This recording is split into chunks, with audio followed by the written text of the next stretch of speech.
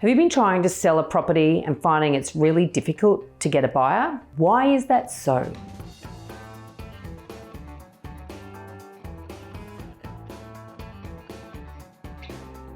The answer is simple as you just got the timing wrong. There's not as many buyers out there, they're not fighting hard, they're not competing, and they're not paying the prices that we're paying a little while ago. Sometimes you can blame the agent, but I guess be a little bit honest with yourself here. Were you seduced by somebody who told you the property was worth more than all the other agents?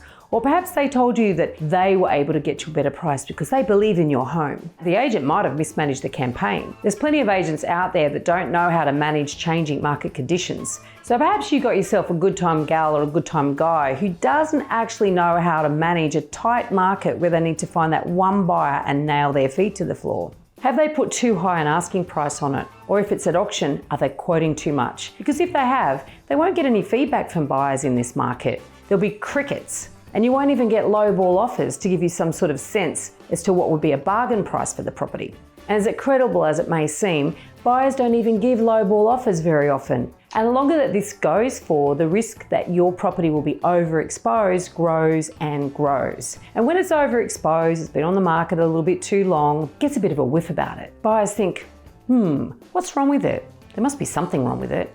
Well, I don't want to overpay because when I find out what's wrong with it, I want to feel like I got a bargain. Sometimes the blame for a property that won't sell lies fairly and squarely at the owner's feet. Maybe they bought a lemon, and if it was a really easy property to buy, now's the time when that comes home to roost, because the problem is easy to buy can often lead to difficult to sell. Be honest, is it ugly? Are there too many bedrooms and not enough living space? Is it cold and dark? Is it on a main road? These are all deal breakers for many buyers in a normal market, and if your property isn't priced to entice them, they're going to go and spend their time looking at properties that are vastly more appealing and feel like they're better value. And another reason why your property might not be selling is that perhaps your motivation to sell isn't really that strong. I know in a rising market that some people list their property to sell purely through greed, and in a falling market, they can list their property to sell purely through panic.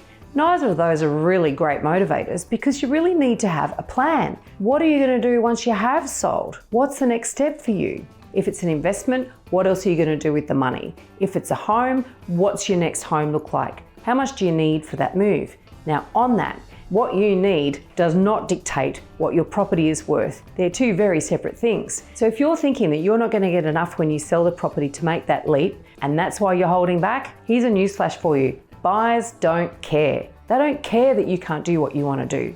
So your motivation to sell has to be right. It has to be appropriate, it has to be relevant. I often wonder why people don't give their overall property strategy much thought in a normal market. They wait until prices are either rising rapidly or falling rapidly before they think, oh my God, what am I going to do next?